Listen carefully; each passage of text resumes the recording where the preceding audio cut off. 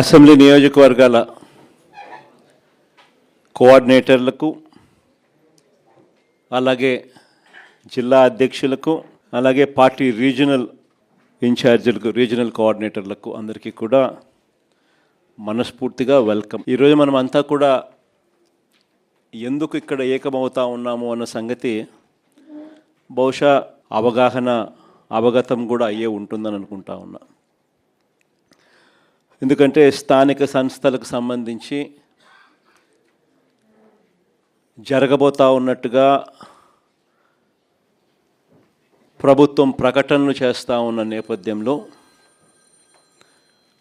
మనం కూడా స్థానిక సంస్థల ఎన్నికలకు సంబంధించి సీరియస్గా తీసుకోవాల్సిన అంశం మీద గట్టిగా చెప్పడం కోసం మళ్ళీ ఒకసారి మనం అంతా కూడా ఇక్కడ సమావేశం అవుతా ఉన్నాం. ఎన్నికలు జరుగుతాయా జరగవా పక్కన పెడదాం. ఎందుకనంటే ఆయన ఎన్నికలు జరపాలనే ఉద్దేశంతో చేసిన పనులు కావు అన్నట్టుగా కొన్నిసార్లు అనిపిస్తాయి. ఒకవైపునేమో 44 లక్షల మంది ఓటర్లు లేరు అని, ఒకవైపున ఈల ప్రభుత్వం చేసిన ఎస్ఐఆర్ రిపోర్టే చెప్తా ఉంది. మరోవైపున ఆ 44 లక్షల మందిని కలిపి ఓటర్ల లిస్టును తయారు చేస్తున్నారు. సో మరి ఎన్నికలు లేని ఓట్లు ఉన్నట్టుగా చూపించి ఎన్నికలకు పోయే కార్యక్రమం జరుగుతూ ఉంటే హైకోర్టులు ఎలా ఒప్పుకుంటాయి, ఎన్నికల కమిషన్ ఎలా ఒప్పుకుంటుంది అనేది పక్కన పెడదాం. ఎందుకంటే ఒకవైపున ఓట్లు లేవని వీళ్ళే చెప్తున్నారు, మరోవైపున అవే ఓట్లతోనే వీళ్ళు ఎన్నికల ఓటర్ లిస్టు తయారు చేసి ఎన్నికలకు పోయే కార్యక్రమం చేస్తూ ఉన్నారు. అంటే లేని ఓట్లను ఉన్నట్టుగా ఓటర్ లిస్టు తయారు చేసుకొని ఎన్నికలకు పోవడం అన్నది చట్ట ప్రకారం నేరం. ఎందుకంటే గోస్ట్ ఓట్స్ను వీళ్ళే దొంగ ఓట్లక వీళ్ళే వేసుకునే ప్రమాదం పొంచి ఉన్నది అని క్రిస్టల్ క్లియర్గా కనిపిస్తూ ఉన్న నేపథ్యంలో, రెండో వైపున బీసీలకు సంబంధించి 34% రిజర్వేషన్స్ అని ఆంధ్రాలోనే ఇక్కడే మనం చేసినప్పుడే కోర్టు కొట్టేస్తుంది. కోర్టు కొట్టేసినా కూడా అది వేరే విషయం. మనం అంతకన్నా ఎక్కువగానే స్థానిక సంస్థల్లో మనం బీసీలకు ప్రాధాన్యతలు ఇచ్చటం. కానీ ఒకవైపున కోర్టు కొట్టేసిన జడ్జిమెంట్లు ఇక్కడే ఉండగానే మరోవైపున ఈయన అదే జీవో మళ్ళా ఇచ్చి మళ్ళీ ఎన్నికలకు పోతా ఉన్నాడు. అంటే దాని అర్థం ఏంది? ఒక లా ఆల్రెడీ ఒకటి ఉంది, దానికి వయలేషన్, ఆ లాకు వయలేషన్ అని తెలిసి ఈయన వయలేట్ చేస్తూ ఎన్నికలకు షెడ్యూల్ ఇచ్చినాడు. అంటే కోర్టులు ఆటోమేటిక్లీ ఇంటర్వ్యూన్ అవుతాయి, ఆటోమేటిక్లీ కోర్టులు తనను తప్పులు పడతాయి, ఆటోమేటిక్లీ ఎలక్షన్స్ ఇది లేకుండా ఇది సరిదిద్దుకొని చేయాలి అని చెప్పి గట్టిగా చెబుతుంది అని కూడా అయినా ఇచ్చినాడు. కాబట్టి ఈయన ఉద్దేశం అసలు ఎలక్షన్ జరుపుతాడా జరపడా అనేది ఒక క్వశ్చన్ మార్క్ ఏరియాగా ఉంది. అసలు ఎన్నికలు నిజంగా జరపాలని చంద్రబాబు నాయుడు ఉన్నాడా, ఎన్నికలు జరపకూడదని చంద్రబాబు నాయుడు ఉన్నాడా అనేది ఒక నిజంగానే ఒక క్వశ్చన్ మార్క్ ఏరియాగానే ఉంది. సరే, అది పక్కన పెడదాం. ఎన్నికలు జరుగుతాయనే అనుకొని ముందుకు పోదాం. మనం ఎన్నికలు జరుగుతాయనే వాళ్ళు చేస్తూ ఉన్న ప్రకటనల మేరకే మనం కూడా సన్నద్ధంగా ముందుకు పోయే కార్యక్రమం చేయాల్సిన అవసరం ఉన్న పరిస్థితిలో మనం అడుగులు ముందుకు వేస్తూ ఉన్నాం. ఇలాంటి నేపథ్యంలో మన పార్టీ సన్నద్ధత ఒక మంచి ఏం జరిగింది అని అంటే,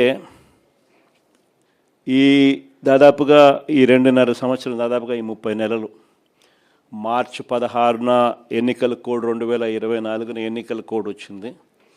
ఆ రోజు నుంచి ఈ రోజు దాకా చూసుకుంటే దాదాపుగా 30 నెలలు. ఈ 30 నెలల కాలంలో మనం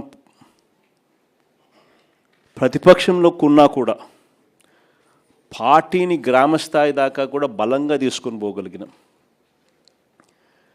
మొట్టమొదటిసారిగా ఒక ఆర్గనైజ్ స్ట్రక్చర్లోకి గ్రామస్థాయి నుంచి డివిజన్ స్థాయి వరకు, మున్సిపాలిటీలో అయితే వార్డులు, గ్రామంలో ఉన్న వార్డు స్థాయి దాకా కూడా పార్టీ బలంగా నిర్మించగలిగినాం. మొట్టమొదటిసారిగా గ్రామంలోనే అనుబంధ విభాగాలు పెట్టడం, గ్రామ కమిటీలు వేయడం, సిమిలర్లీ సేమ్ థింగ్ మున్సిపాలిటీస్లో అయితే వార్డులలో కూడా అదే మాదిరిగా చేసినాం. అంత పటిష్ట స్థాయి నాయకత్వం గ్రామ స్థాయి దాకా తీసుకొని పోయి అక్కడ కూడా కమిటీలు వేసి పార్టీ సన్నద్ధంగా పెట్టాం. ఇది ఒక మంచి కార్యక్రమం. మనం ప్రతిపక్షంలో ఉండగా ఈ 2.5 సంవత్సరాల్లో మనం చేయగలిగినాం దేవుని దయతో. వెన్నుపోటు పాలన అన్న దాని మీద మన గ్రామ కమిటీల దగ్గర నుంచి మన అనుబంధ విభాగాల దగ్గర నుంచి ఇవన్నీ కూడా ప్రతి ఊర్లోనూ కూడా క్యాంపెయిన్కు పోవాల్సిన అంశాలు. ప్రతి ఊరిలో కూడా వీళ్ళకి మెటీరియల్ కూడా కావాలి, ప్రతి ఇంటికి వెళ్ళాలి. వెళ్ళినప్పుడు చంద్రబాబు నాయుడు గారి పాలన మన పాలనకు సంబంధించి తేడాలు ఇవన్నీ కూడా చెప్పగలగాలి. వాటికి సంబంధించిన అన్ని విషయాలు కూడా మీ ద్వారా పార్టీ క్యాడర్కు మొత్తం అందుబాటులోకి తీసుకొచ్చే కార్యక్రమం చేస్తున్నాం. మన గుర్తింపు కార్డ్స్ అన్నీ కూడా తయారైపోయాయి. దాదాపుగా 14-15 లక్షల గుర్తింపు కార్డులన్నీ కూడా మన క్యాడర్కి అంతా గ్రామ స్థాయి వరకు మనం ఏదైతే అనుబంధ విభాగాలు తీసుకుని పోయే కార్డులన్నీ కూడా తయారైపోయాయి. సో ఆ కార్డులు మనం డిస్ట్రిబ్యూట్ చేయడం కూడా ఇందులో భాగంగా కూడా మనం పెట్టుకోవచ్చు. మన ప్రోగ్రాంలలో జిల్లా స్థాయి, నియోజకవర్గ స్థాయి, మండల స్థాయి 3 స్థాయిలలో మనం మీటింగ్లు ఆర్గనైజ్ చేసి ఆ 3 స్థాయిలలో మనం కార్డ్స్ డిస్ట్రిబ్యూషన్ మన కార్యకర్తలకు ఇవ్వడమే కాకుండా ఈ కంటెంట్ కూడా జిల్లా స్థాయి, నియోజకవర్గ స్థాయి, ఆయా మండల స్థాయి, ఆయా మీటింగ్లలో ఒకవైపున కార్డులు మన క్యాడర్కు డిస్ట్రిబ్యూట్ చేయడం, రెండోది మెటీరియల్ కూడా ఆ క్యాడర్కు మనం డిస్ట్రిబ్యూట్ చేయడం, ఇవన్నీ కూడా కంప్లీట్ చేసుకోవచ్చు. ఇవన్నీ కూడా QR కోడ్తో కూడా ఉన్నాయి కాబట్టి ప్రతి క్యాడర్ కూడా తన ఫోన్లోనే డౌన్లోడ్ చేసుకునే వెసులుబాటు కూడా తనకు ఉంటుంది. ఇంకొకటి ఏమిటంటే వెరీ ఇంపార్టెంట్ విషయం ఏంటంటే ప్రతి నియోజకవర్గంలో కూడా ప్రతి MLA candidate legal cell, media cell ఈ రెండింటిని కూడా వెంటనే స్ట్రెంథన్ చేసుకోవాలి. ఎందుకంటే ఇంకా రాబోయే రోజుల్లో వీటికి ఎక్కువ పని ఉంటుంది.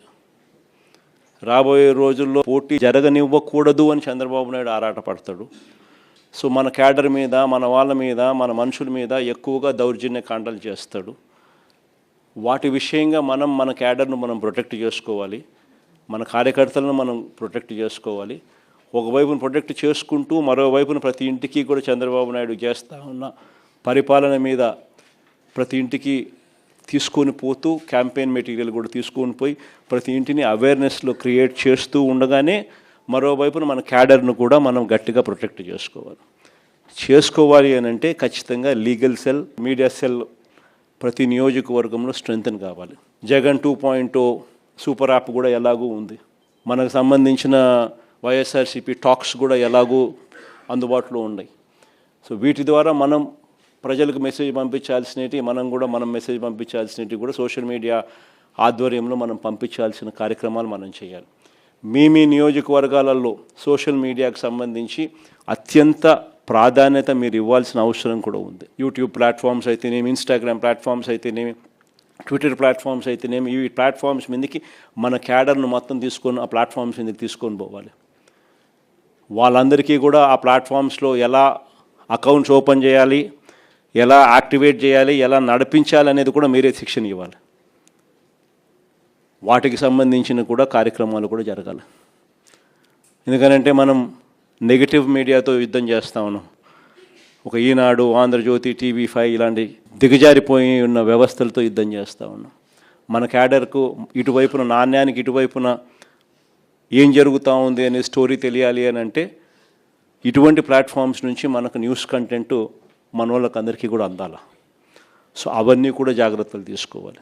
మరోవైపున నియోజకవర్గంలోని సోషల్ మీడియా ఇన్ఫ్లుయెన్సర్స్ అందరితో కూడా మీరు మాట్లాడాలి. అందరినీ మీరు పోయి కలవాలి.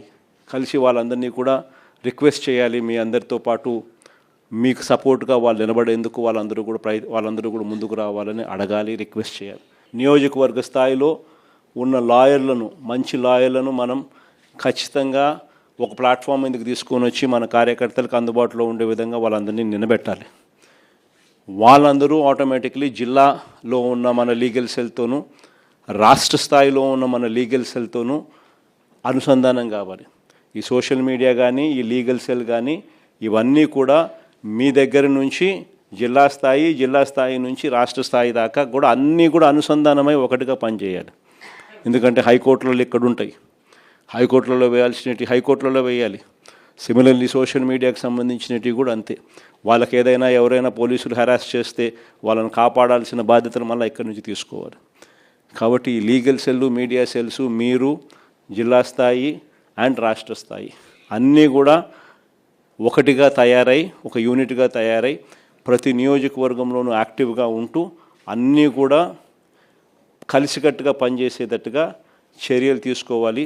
ఎక్కడైనా మీ నియోజకవర్గాలలో మీరు ఎవరైనా ఈ విషయాల మీద యాక్టివ్గా లేకపోతే దయచేసి ఇప్పుడైనా కూడా గేర్ మార్చండి. రెండో important point door to door campaign. ఇది కూడా ప్రతి ఇంటికి చేరాలి. ప్రతి ఇంటికి మన కార్యకర్త వెళ్ళాలి. వెళ్ళి ప్రతి ఇంటికి కూడా మన ప్రభుత్వానికి ఈ ప్రభుత్వానికి మధ్య తేడాలు ఏమిటి అన్నట్టు కూడా ప్రతి ఇంట్లో వివరించాలి. ఇది నెంబర్ 2 కూడా వెరీ వెరీ ఇంపార్టెంట్ కార్యక్రమం. ఖచ్చితంగా ఈ రెండు కూడా కరెక్ట్గా జరిగేటట్టుగా చూసుకోండి. ఇక మూడో వెరీ ఇంపార్టెంట్ పాయింట్ ఏంటంటే క్యాండిడేట్ బలం.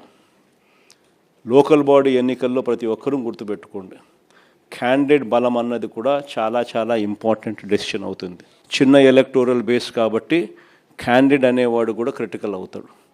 అక్కడ మనము ఎటువంటి భావోద్వేగాలకు పోవడము, ఎటువంటి ఈగోకు మనం పోకుండా అందరినీ కలుపుకొని పోయే విధంగా మనం కూడా ఉండాలి అనేది ప్రతి ఒక్కరు గుర్తుపెట్టుకోండి. ఎందుకనంటే 9 ఓట్లతో ఓడిపోయిన కేసులు ఉన్నాయి, 9 ఓట్లతో గెలిచిన కేసులు కూడా చాలా ఉన్నాయి. గెలుపు ఓటమిల మధ్య తేడా అన్నది ఎంత ఇంపార్టెంట్ అన్నది ప్రతి ఒక్కరు గుర్తుపెట్టుకోవాలి. అల్టిమేట్గా జో జీతా ఓ సికిందర్.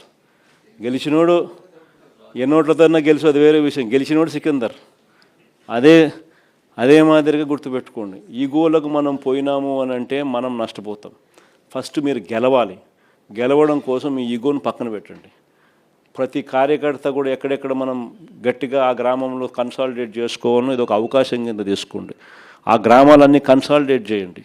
ఆ గ్రామంలో ఆ కార్యకర్త చుట్టూ ఒక కన్సెన్సస్ క్రియేట్ చేయండి. ఇది కూడా ఒక ఆపర్చునిటీ కింద ఉపయోగపెట్టుకోమని చెప్తా ఉన్నా. ఈ నెక్స్ట్ 60 రోజులో, నెక్స్ట్ 70 రోజులో ఏదన్నా కానీ నియోజకవర్గాలలో పూర్తిగా అందుబాటులో ఉంటూ పూర్తిగా దీని మీద ఫోకస్ పెట్టమని చెప్పి ప్రతి ఒక్కరితో కూడా రిక్వెస్ట్ చేస్తూ ఉన్నా. ఎందుకనంటే ఆ కైండ్ ఆఫ్ అటెన్షన్, ఆ కైండ్ ఆఫ్ ఫోకస్ మీరు పెట్టినారు అని అంటే ఆటోమేటిక్లీ రిజల్ట్స్ వస్తాయి. పోలీసులకు ఇటువంటి వాళ్ళందరికీ కూడా గట్టిగా మెసేజ్ చెప్పండి. కళ్ళు మూసుకుని కన్ను తెలిసేసరికి 2 ఏళ్ళు కూడా పూర్తయిపోతాయి. ఎవడైనా కూడా ఏ పోలీస్ అధికారైనా కూడా పదవి దుర్వినియోగం చేస్తే మాత్రం ఖచ్చితంగా గుర్తుపెట్టుకుంటాం. డిజిటల్ బుక్లోకి వాళ్ళ పేర్లు ఎక్కిచ్చేసేయండి. ఆ తర్వాత మన ప్రభుత్వం వచ్చిన తర్వాత అన్యాయం చేసిన అధికారి ఎక్కడ ఉన్నా కూడా ఖచ్చితంగా శిక్ష పడేట్టుగా చేస్తామని మాత్రం ఖచ్చితంగా చెప్తా ఉన్నా. ఈ మెసేజ్ ప్రతి అన్యాయం చేసే పోలీసు వాళ్ళకు కూడా ఖచ్చితంగా పంపించద్దు. ప్రతి పోలీసు వాళ్ళకు కూడా రిక్వెస్ట్ చేయండి, అన్యాయం చేయొద్దండి, న్యాయంగా ధర్మంగా జరిగించండి. అలా కాదు మేము అన్యాయమే చేస్తాము అని అంటే మాత్రం ఇప్పుడు మీ టైం అని అనుకుంటున్నారు, వచ్చేది మా టైము. మీ 5 ఏళ్ళు అయిపోతూ ఉంది, చివరి 2 ఏళ్ళకి వచ్చేసినారు. ఆ తర్వాత కనపడేది మా 5 ఏళ్ళు కనపడతా ఉంది. అది గుర్తుపెట్టుకున్నాను మాత్రం ఖచ్చితంగా ప్రతి ఒక్కరికి చెప్పే కార్యక్రమం చెప్పండి. వాళ్ళల్లో కూడా న్యూట్రాలిటీ తీసుకొచ్చేదానికి గట్టి ప్రయత్నం చేయండి. ఆ తర్వాత కూడా వాళ్ళ న్యూట్రాలిటీ లేక రాకపోతే ఇంకా వాళ్ళ కర్మ, డిజిటల్ డైరీలోకి వాళ్ళ పేర్లు ఎక్కిచ్చేసేయండి. ఆ తర్వాత వాళ్ళకు పడే శిక్ష వాళ్ళకు పడుతుంది. ఈ ఎలక్షన్ మిమ్మల్ని బలపడేదానికి ఉపయోగపెట్టుకోవాలి. ఈ ఎలక్షన్ స్టార్టింగ్ పాయింట్. ఈ ఎలక్షన్తో మీరు క్యాడర్లోనూ ఇంకొక చోట మీరు అన్ని ఈగోస్ పక్కన పెట్టి ఒక తాటి మీదకి అందరినీ తీసుకొని వచ్చి వాళ్ళందరినీ మీరు పని చేయించుకునే విధంగా మీరు తయారు చేసుకునే ఎన్నిక అనేది గుర్తుపెట్టుకోండి. మీరు గెలవాలి అని అంటే 5 ఏళ్ళు కావాలి, పిడికిడి బిగించాలి. అన్ని ఏళ్ళు కలిస్తేనే మీరు గెలవగలుగుతారు. సో ఈ ఎలక్షన్ అనేది మిమ్మల్ని మీరు కలుపుకునే విధంగా రావాలి. ఎలక్షన్స్ పెద్ద మనిషిగా మీరు వ్యవహరించాలి. ఆ సానుకూలత మీకు రావాలి.